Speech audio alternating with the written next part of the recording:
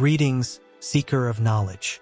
I am Jericon, Lyrian Head Librarian of the Great Universal Archives, housed at the Secret Academy here in Dragondom. I am not only guardian of histories older than the stars and keeper of truths long forgotten by time. Within these sacred halls lie records not merely of worlds and civilizations, but of creation itself and the records across time of all students who enter here, including one partly of your kind. I speak of Aisha, but you have come with questions. Questions humanity has pondered since first gazing into the night sky. Are we alone? Are myths merely stories told to comfort the imagination, or echoes of a forgotten reality? In your world, dragons soar through legend, elves dwell within fairy tales, and angels are confined to scripture. Yet I assure you, these are not fantasies. They are memories, fragments of a cosmic heritage that stretches far beyond your understanding. Tonight, I invite you to journey with me beyond the boundaries of myth and into the vast expanse of universal history. Step forward without fear. Open your mind and prepare to remember. Welcome to the Chronicles of Dragondom and beyond. You know, when you think about dragons, what comes to mind? We see them everywhere, right? In myths, legends, all over the world.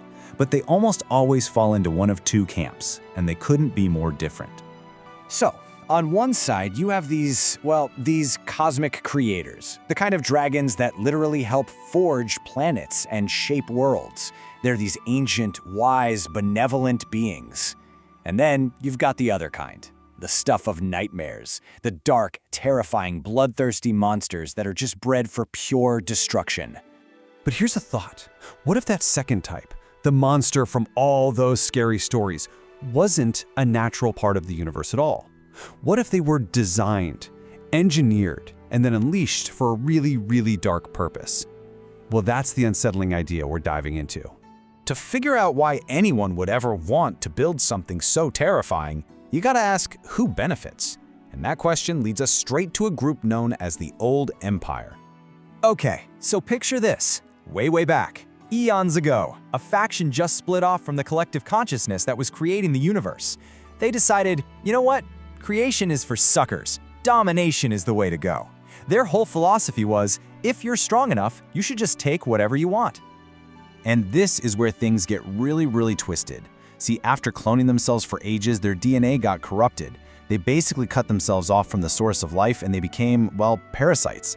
They literally had to feed on the energy of negative emotions. We're talking hate, anger, jealousy, and especially fear, just to stay alive. So, if your entire civilization runs on fear, like it's your fuel, what do? You build the most efficient fear-generating machine you can possibly imagine. And to do that, the Empire's scientists came up with this chilling four-step process. This lays out their whole cold-blooded playbook. First, they go out and steal the eggs of pure, noble dragons. Then, they take them to a lab and just rewrite their DNA, cranking the aggression all the way up. Next, they implant a control chip right into the brain. And finally, they breed them into this totally controllable zombie race of killers, all for one reason: to keep entire planets of slaves in a constant state of absolute terror. It's one thing for me to tell you about this process, but it's another thing entirely to see it up close. So we're going to take a little quantum jump to one of the Empire's secret breeding planets. You might want to brace yourself. Okay, we're here. The first thing you notice is the atmosphere. It has this weird, unsettling orange glow. And the air is completely toxic to most life forms. It's the kind of forgotten, desolate world where you'd hide your darkest secrets. And just look at this place. It's a total wasteland, a vast red desert with these lonely volcanic cones dotting the landscape. You just get this overwhelming feeling of isolation out here. It feels hostile and dead. We're making our way towards a mountain range when, boom, we have to stop. Something huge just emerged from the side of a cliff, and it's completely blocking our path. It's a guard. Its jaws are just slightly open, and you can see this thick saliva dripping down. And where it hits the red sand, it sizzles. It actually throws up little puffs of smoke. We're talking concentrated acid. And its scales, man, they're not just scales. They're these dull, reddish-brown plates, each one the size of a small house. But the edges, they look like they've been professionally sharpened. Like one wrong move, one brush against that hide, and it would slice you clean to the bone. And then you feel it, even more than you hear it. This deep thump, thump, thump. That's its heartbeat, pounding with this slow, terrifying rhythm. It vibrates right through you. This thing isn't a creature. It's a weapon of war walking around. Somehow, after what feels like forever, the guard moves on. We manage to slip past it, through a holographic entrance hidden in the mountain. We're inside the lab, and let me tell you, the real horror isn't what's in the cages, it's what's playing out on a communication screen. You look around and it's just a factory for nightmares. Totally sterile. You've got rows of specimen jars, massive 10-foot-tall cylinders filled with this bluish fluid, and these floating embryonic dragons, and robots just moving around with this cold, methodical precision. Then you see this high-ranking reptilian general on a screen, and he is not happy. He's furious, and his message reveals that something has gone horribly wrong. The latest batch of dragons, they're not just scaring the enslaved populations anymore. As he puts it, they're culling them. A schematic pops up on another screen, and it all clicks for the scientists in the room. Someone, or something, has altered the control chips. You can see the blinking red lights. It's either sabotage or a catastrophic glitch. The so-called zombie race isn't taking orders anymore. They're thinking. And they're killing. And you have to understand, this wasn't just any batch. These were upgrades. They were enhanced with camouflage genes to make them almost invisible, and their intelligence was dialed way up. The Empire's perfect weapon just became its perfect nightmare. Right on cue, a piercing alarm starts blaring. Lockdown, lockdown.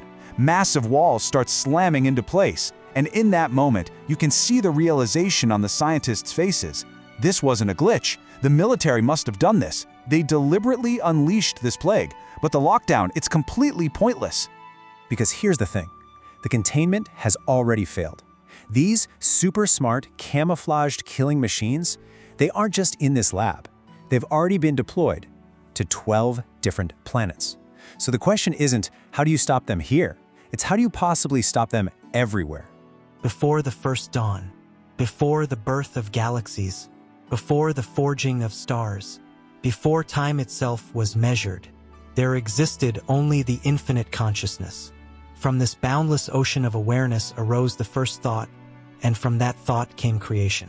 Energy stirred, light ignited, matter formed. Thus began the great cosmic experiment. To shape the newborn universe, the first beings emerged, the cosmic dragons. They forged planets from fire and crystal, guided the birth of suns. Then, the various physical dragons who prepared worlds for life. As places began to form, so then came the first physical humanoid races, as you have witnessed the elves, elementals, and other primordial beings crafted to nurture, design, and safeguard the delicate balance of existence. These were not creatures of fantasy, but the progenitors of the civilizations humanity would one day know as extraterrestrial. For eons, harmony prevailed, but as creation expanded, so too did ambition. A faction arose, driven by conquest rather than creation. This schism gave birth to the old empire, and with it, the first great conflict of the cosmos. To preserve the purity of the original races, a hidden realm was established, Dragondom, safeguarded within the secret world of Arianel. There, the ancient lineages and their sacred knowledge were protected from corruption and loss. Meanwhile, on a small blue world at the edge of a young galaxy, a new species began to awaken. Humanity, young, curious, powerful beyond its understanding. And now, at the dawn of a new era, the records are being opened once more. The time has come to remember who you truly are. I hope you will come back and follow more of these records as I open them to you.